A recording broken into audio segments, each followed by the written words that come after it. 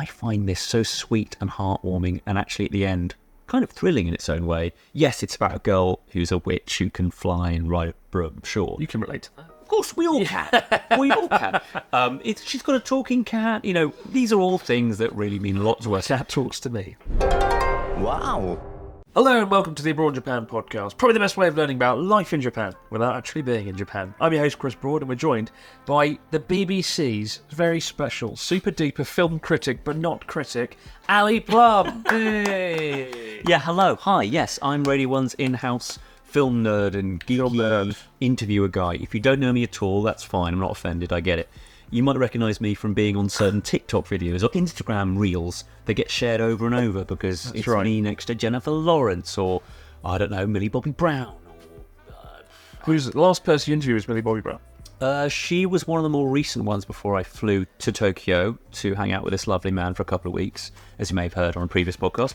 And I also spoke to the cast of Bridgerton. Are you into Bridgerton? I don't know what Bridgerton is. It's a Netflix show about bodices and being ripped. Oh, cool.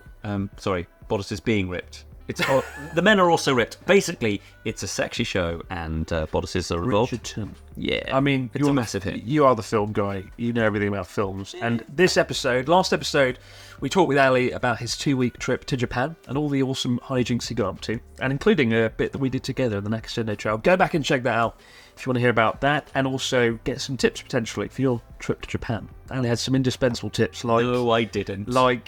Don't There was one I take your shoes off or something. There's one I didn't write down.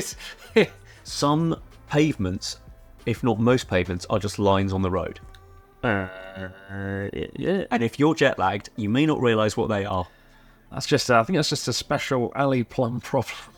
But, Walking into traffic, it's an Ali Plumb problem. But this is the exciting one because I've come here to talk about, I brought you here to talk about films, right? And We had a very long conversation about Saltburn halfway up a mountain. we did talk about Saltburn a lot, yeah. I don't have many friends who are that into film, let alone your level, which is like encyclopedia level knowledge. And we're going to talk about Japanese TV shows recently, such as Shogun, and a few films, but probably it will be quite a broad sort of episode about film in general. So the glums are off, plums out.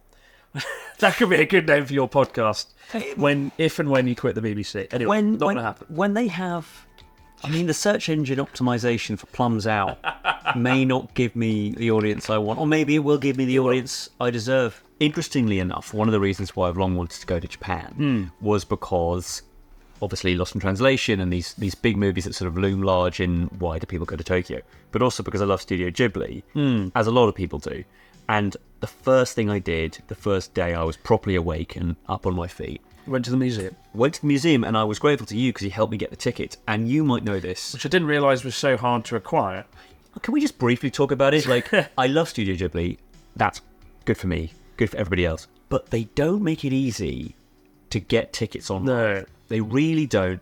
And part of me understands why. They want it to be... They want this to be special. And that's the feeling you get when you go to the museum, is that they've thought about every last thing. The attention to detail is second to none. It is not a theme park. And even the theme experience. It's an experience. I don't know, been. It's a museum that is trying to teach you about the nature of animation. It doesn't have English signage, which I sort of loved, actually, because it made it more special. There's this... You know what a zoetrope is? It's a sort of early form of animation, you might say, where the classic one is a horse...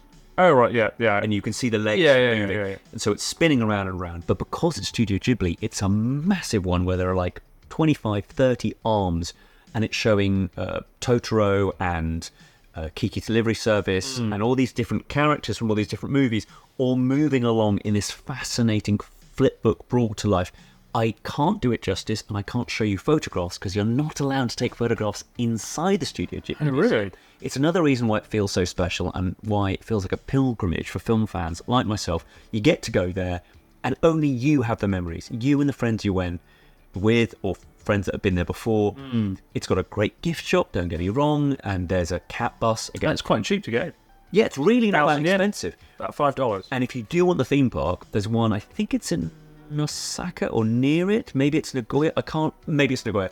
But even that isn't like a roller coaster ride. What is your favourite Ghibli film, if you have one? The If you one can choose one. I've been thinking of a lot is Kiki's Delivery Service. I found myself retreating to it or returning to it when I was having a stressful day last year. And I just went, I find this so sweet and heartwarming, and actually at the end, kind of thrilling in its own way. Yes, it's about a girl who's a witch who can fly and ride a broom, sure. You can relate to that. Of course, we all can. We all can. She's got a talking cat. These are all things that really mean a lot to us. Cat talks to me. Yeah, and you talk to Very it. annoying. But I really like Kiki and a lot of the merchandise I've been buying. And I've been buying a lot of merchandise as I've been walking around Tokyo and elsewhere. Obviously, Totoro is going to be close to my heart. Spirited Away is a big one too. But Kiki, I think increasingly, I don't know. We have phases. You might say your favourite film of all time might be X. One day it might be Jaws, and then 2 weeks later you go, actually, it's another Steven Spielberg movie. It's Jurassic Park. But the Ghibli Museum does live up to expectations. If you're tempted to go, make the effort. I just wish you luck on the website. They don't make it easy. And can I say, I think they want there to always be a certain number of tickets that are for Japanese. Probably, yeah. Because I got your ticket themselves. through the Japanese website service, I think. Yeah. And that was helpful because it can just be tricky. But that was really special for me. Really lived up to expectations. If you get to the top, it's the only place you can take a photograph. They have the robot soldier from Castle in the Sky on the roof, and that's where you'll see a lot of photographs of people posing by there. Otherwise, you ain't getting a snap with nobody, and Miyazaki isn't walking around saying, "Hey guys, who wants a selfie with me?" That's my impression. But that was a big part of coming here, and also going around Golden Guy and those areas just feel like Blade Runner. Let's be honest. Yeah, it's funny. I remember listening to a podcast you did about Blade Runner about a year ago when I was moving to Tokyo, and I was listening to your episode while driving through Tokyo at night, and it was kind of like listening about Blade Runner, looking at a very Blade Runner-esque sort of scenery. I it's got to the point where I've been criticised for saying Tokyo looks like Blade Runner because people don't think it does, or I think it's a sort of lazy trope. But visually, it's still very similar. Yeah. I mean, the opening of Blade Runner looks like a street corner in sort of Shinjuku. Completely. And that's what this is modelled on here, this bar. But, yeah. I told you before, I was really glad it was raining. When I had bad jet Yes, lag, Shinjuku in the rain. Can't be beat. I mean, that's the magic of Japan, really. You can have terrible weather and you're still like, wow. No, yeah, Shinjuku in the rain is so damn cool. It really is. Like And- tears in the rain. Oh, dear. I said it. I should have said tear in the rain, but it's fine. But it's cool. While you've been here, obviously, what's been going on and what's finished is Shogun. And it's been one of the most talked about TV shows in a long time. Annoyingly, people keep referring it to Game of Thrones. I feel like a very different thing. I'm so glad you brought that up. Because it's kind of annoying. And it's like, I don't see why. Maybe there's a bit of political intrigue in it. But it's not a comparison that needs to be made. It oversimplifies the fact that this is based on a book and based in history. Yes. Because they obviously changed characters. Shogun is almost, like a historical retelling of what happened during the Warring States period, with a few names changed and a few other things changed, of course.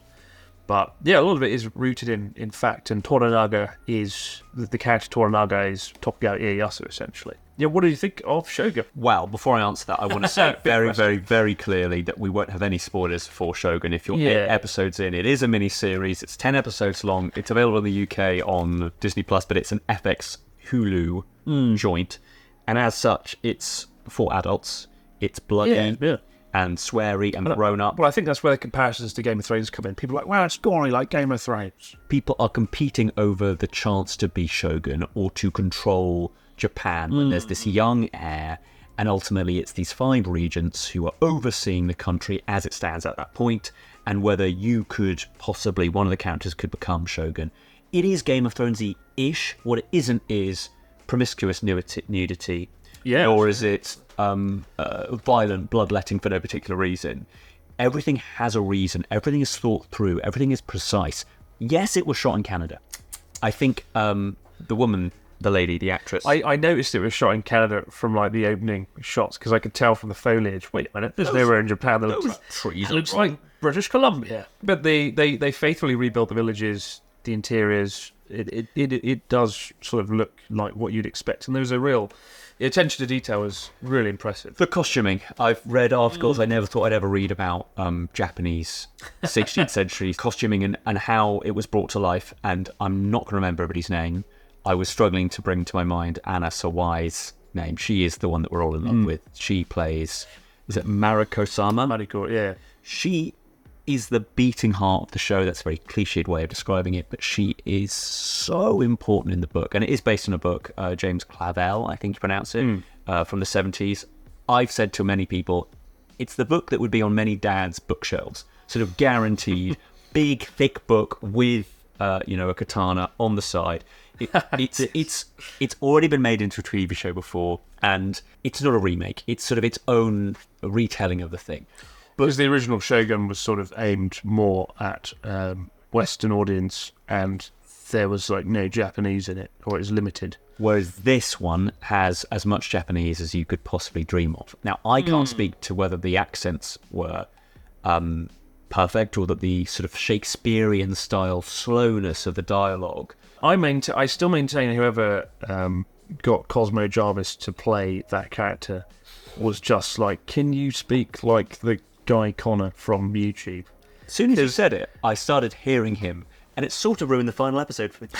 I'm joking. It made it better. Because Cosmo Jarvis does not sound like the character he plays. No. He's like slightly middle Britain, North Britain. I don't know. But he's made his voice a lot deeper, more booming, more like. Honestly, it's more staccato. He sort of does a lot of this and then speaks a lot like that. He's wearing contact lenses as well in the show to make him have like blue eyes. I think it's a really tough sell, that character, because it isn't about him, but the world revolves around him as a pawn. He's your sort of audience substitute, but it isn't actually about a lot of the decisions he makes. It's other people making the big decisions. Yeah, and I think that was really important to get. I think I haven't seen the original one, but I think that was a problem with the old one that they wanted to address. That bit too white. Really, yeah. I mean, it's not The Last Samurai where it's like Tom Cruise will teach the Japanese their own ways before everybody dies, and only Tom Cruise can save the day, and like it. Yeah, can we? I actually quite like The Last Samurai. I was going to say, let's quickly jump in. It's a guilty pleasure. It's a good film. I had it said to me, but it is the most like white savior-esque kind of. It's hard to get around it. I will say that it does have something very special when you look back on that era. The film came out, Last Samurai, 2003. Right, so 21 years ago. As well. And they all shot in New Zealand. All good Japanese films are shot in... Not in Japan. Yeah, because Japan is too full of things that are happening. Yeah. It does have one of the last battles, if not the last series of battles, in camera on the big screen. So they shot the battles without... With Ken Watanabe when they're charging it. Right. Without the use of an abundance of CGI. It's people having at each other in a field.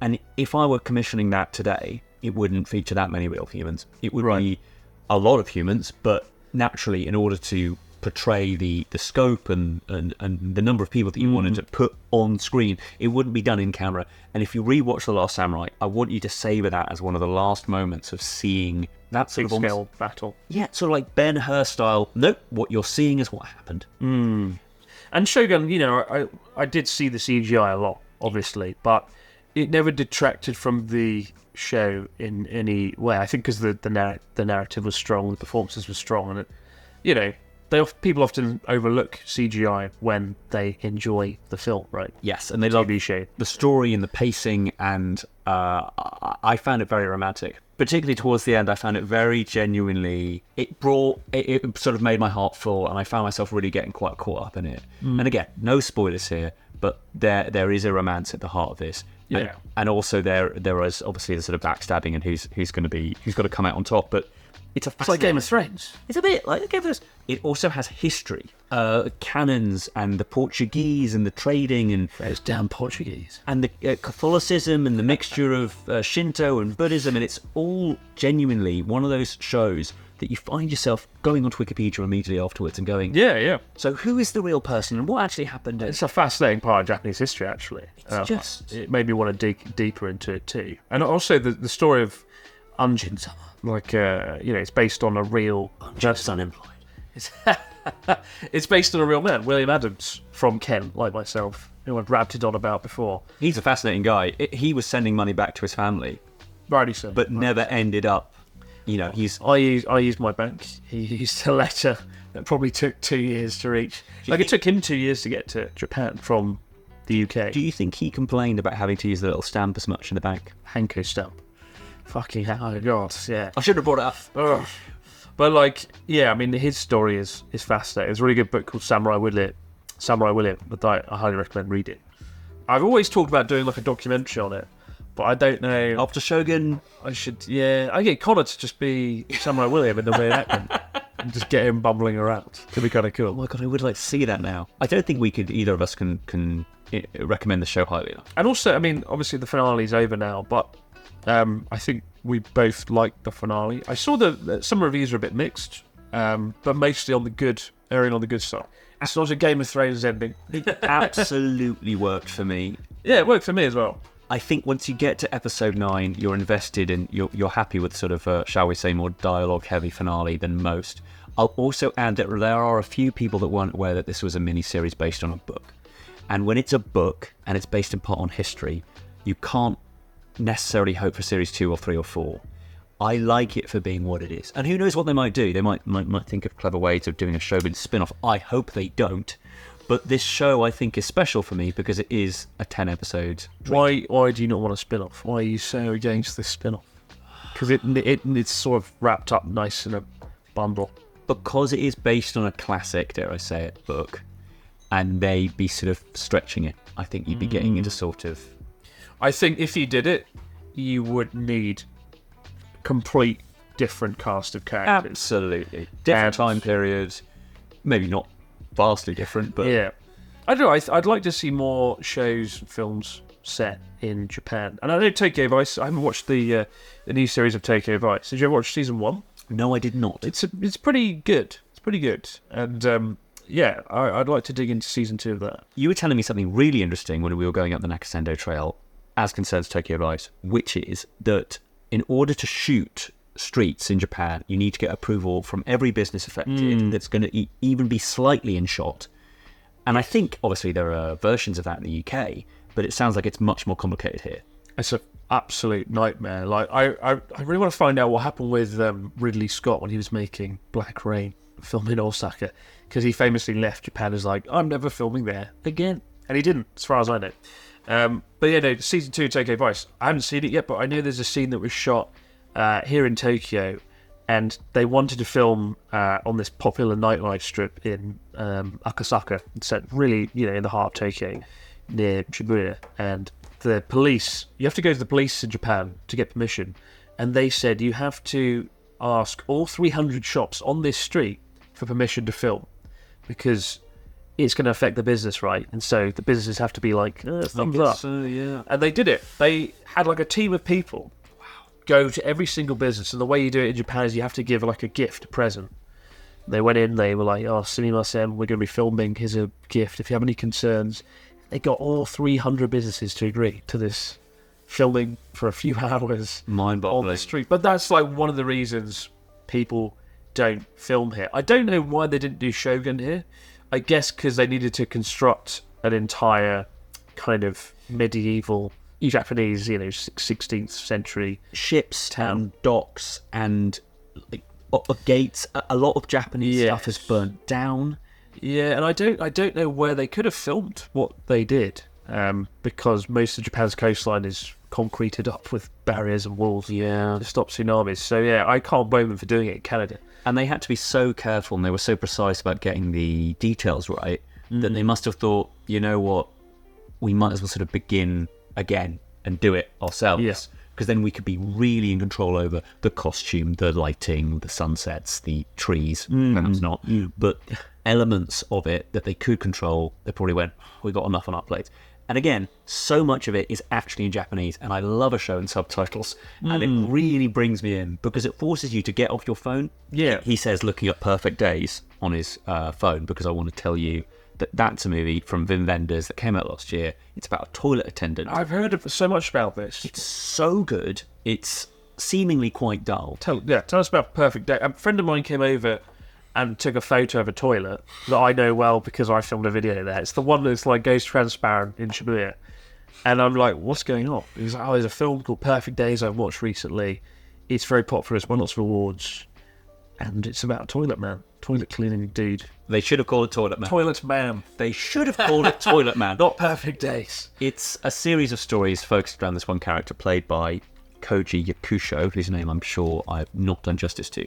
And he is a methodical planner, and he has a day, and it starts when the light comes in through the blinds, and he gets up and he gets in his van, he goes to the local vending machine, he gets out his coffee, and he starts his day, and he goes and cleans toilets. And you're thinking, Ali, this sounds like the most boring film of all time. It's not, because there's this charm to it. There's a Japaneseness to it as he's driving his K-car van with the yellow plates around Tokyo, going from public restroom to public restroom, and he is interacting with other people, and it feels like you're seeing another side of Japan I don't often watch. Yeah, I read a sort of a review about this film, and I heard that it's almost like a meditative experience, right? I said, and this is going to date me, but do you remember in the 90s, if your computer was running slow, you'd defragment it?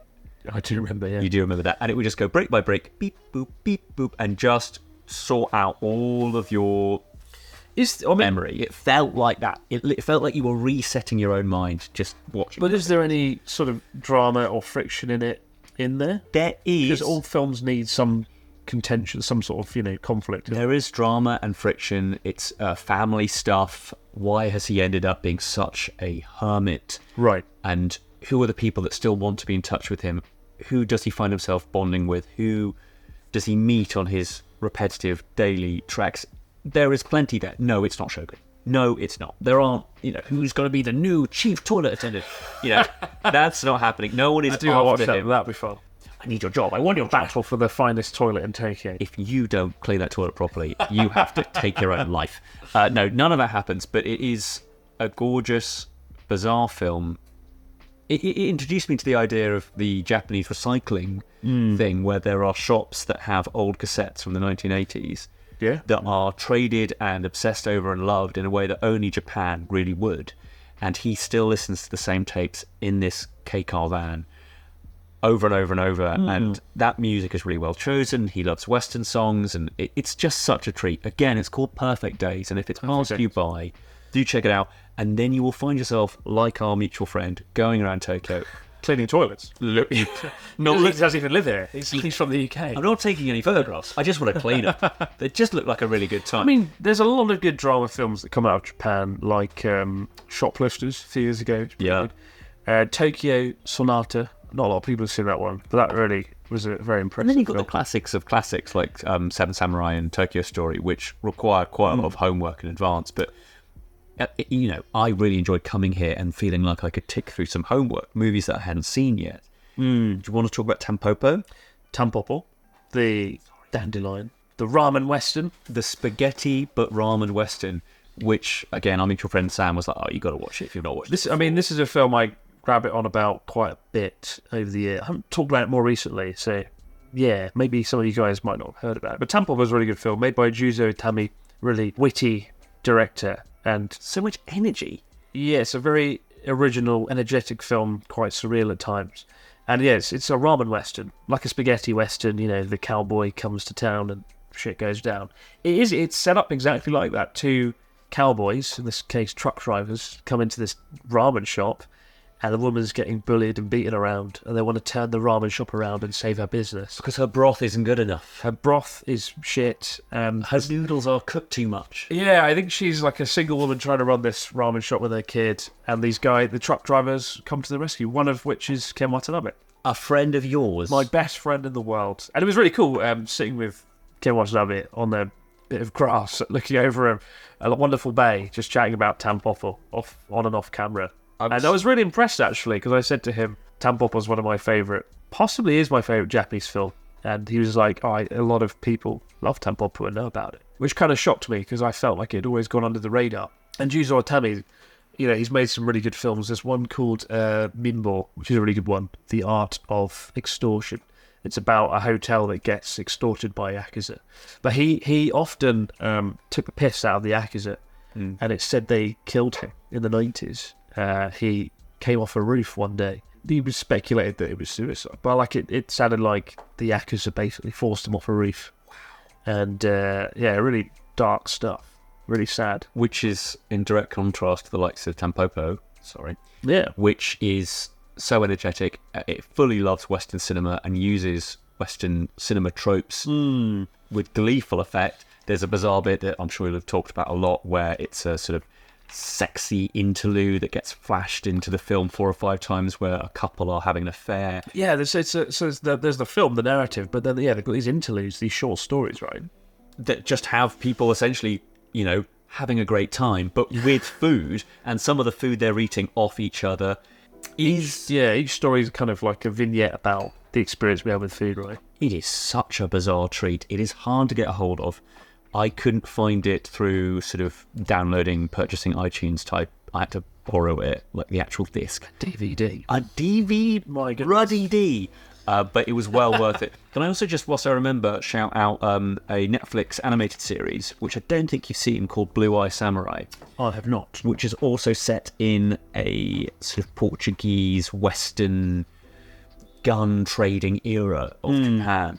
And it's about, some might say it's a Mulan story, but that's very derivative and simplistic, but it's about a female ronin who's passing for a male ronin, a samurai, no master, who feels no obligation to do the right thing because it's her mission to find out who her father is, and it's one of 3 Westerners who assaulted her mother, and she is this half Western, half Japanese blue-eye samurai, and she's a gifted fighter, and the visuals are incredible, the blood spray and the blades, and she's facing off against dozens upon dozens of people. Great twists and turns. Do you watch it with subtitles or dubbing? It's dubbed. It is a Western show. Oh, okay. In fact, it's a French show. The people I know in the UK who are into this sort of thing, they've all seen it. It's a massive sensation. Yeah, I know a few friends. See, a friend of mine who's a fighter, Nick Bezas, he's called the Blue Eye Samurai here because he's got blue eyes. And he's a karate, fucking kickboxing mega champion. I wouldn't say too much more about it other than it's an absolute treat. It's on Netflix and it is super watchable. I was 4 episodes in going, oh no, I've only got 6 left. And that's a fun feeling. That feeling of, oh, I've got to eke this out. And I think, dear Netflix, I would have enjoyed it even more if it had been like Shogun, episode by episode. Because that that's what we talked about, right? Installment is... Yeah, I actually think that's I think if I was ever going to make a series, I would deliver it weekly rather than all at once. It really did add something to Shogun. It made it like an experience because everyone's watching it each week. We were texting about it. Yeah, and it's I think that's way better. And also you remember it. It feels more substantial. Like it felt like quite a substantial, chunky series in a way that it wouldn't when you say, I don't know, like Black Mirror, where you just binge the whole anthology in 1, 2, 3, 4, 5 hours. And then you forget half what happened anyway. Like I think it is the way to go, releasing it every week. If it's an adult show for adults, at the risk of being too patronising, too late, it encourages you to savour it. I was looking forward to every Tuesday when and it you dropped. reflect on what you just watched. Exactly. Yeah. And it's a show about looks and glances and smiles and decisions and these brief little micro moments. And that deserves an episode, week by week, episode by episode release. Also, before I forget, before we run out of time, could we talk a bit about Godzilla -1? Yeah, it's good, isn't it? And there we go, guys. Our thoughts on a movie that came out late last year in the UK. Godzilla -1. Yeah, I was really... I don't like kaiju movies. Is this because of Pacific Rim? It's okay. But I don't like... I feel like it's like children's stuff. Because and certainly in the Western Godzilla films, it's all a bit like... Matthew Broderick in New York. Yeah, what a film that was. But like, even in the sort of more recent ones, like Gareth Edwards did, the first one. It was 2014, that was. It was okay. It was okay. The one after that was horrific. It's one of the best films I've ever seen. But, I just not into it. So it was refreshing to see Godzilla portrayed in a way that was kind of scary and terrifying. Genuinely an absolute nature-based angry threat. Like a guttural scream, like a proper vengeful angry burst of just, you are scared of this Godzilla, you said it yourself, and when it reveals... Well, they don't hold back from showing him killing people in a way that's like... The atomic breath is like, oh shit. That's right. it's brutal at times, and I think it needs a fucking monster the size of a skyscraper. And I think that's often lost in a lot of Godzilla films. It's too squishy and cuddly and has too many personalities. Oh, he's actually just wants to help. Right. Oh, he really wants... This is set in the 40s, and it's about a kamikaze pilot who ends up not dying, right? And as a result... He was scared of being a kamikaze pilot. Yeah, and it was like the final few days of the war, and he pretends like his plane has a mechanical issue. And he comes down, this is the first scene, comes down into this island, lands the plane, and the mechanics are looking at it, and out of the blue, just by chance, angry, beastly, guttural, raw Godzilla comes out of the water and just slaps them down. And they film it so well. So good.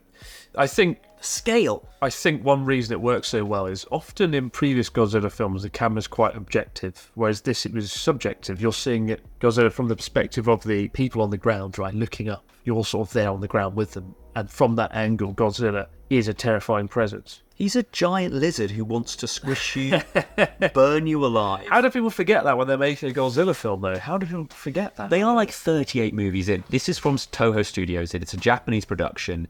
It's about survivor's guilt, and the reason why good Godzilla movies are good is because you really bond with the human beings. Yeah. And I'll admit, the ending's not perfect. I know there's some bits at the end I was like, no, don't do that. But really good film. And also... There's some use of silence in it. It's just outstanding, and the music's good generally. It's very good, but just the fact it's like an art house film. It's absolutely the budget and the way it was made. Such a small budget, and we can say it's an Oscar-winning Godzilla movie. Fuck, I forgot that. Yeah, because the VFX won at the Oscars this year, and that genuinely makes me so happy. I there's 35 people in a room down the road. I can tell. So, like, you know, you're used to like the Marvel credits coming up and 6,000 visual effects artists.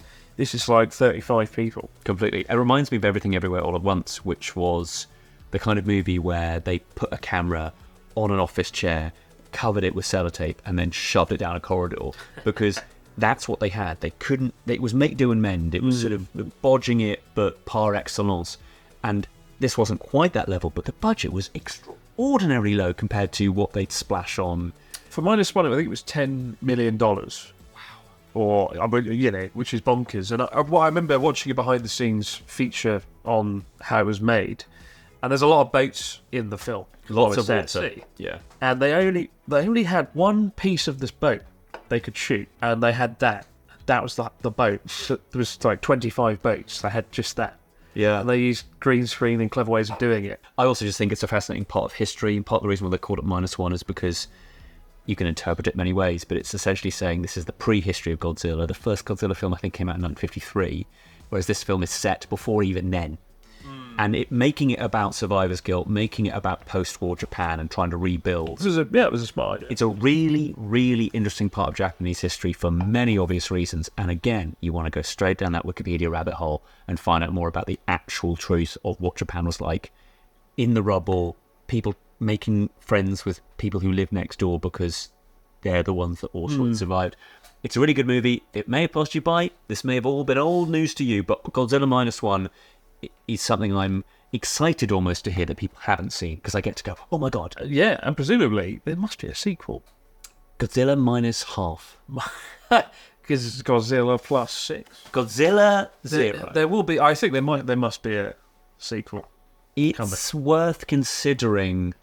Unlike Shogun, I wouldn't be upset if they gave me another one, but I don't know. But you need another story to build around a character to make it work. I encourage you guys to watch it about a month ago. That's our second chance. Go and check it out now. But for now, thank you so much, Ali, for joining us on the podcast. We covered a lot of ground, and sad to see you leave Japan and go back to the land of disappointment and pessimism. The land of the rising, falling clouds. No, it's going to be all right. I tell you what, I have fully run out of clothes. I am now wearing. You won't be able to see this, obviously, on the podcast, but I'm wearing dark blue on dark blue on dark blue because that's what I've got left. So, yeah, this is just what I'm telling myself. When I put on the third load of washing when I get home, I'll be crying my eyes out. It's been amazing, and thank you for having me on your podcast. Oh, and thank you for having me full stop. Yeah, thanks for coming. Hope to see you again soon. You surely will. But thanks for watching, guys, as always, or listening, if you're listening. And we'll see you next week when Pete Dawson returns for the £400 podcast. Bye for now. Have a good one.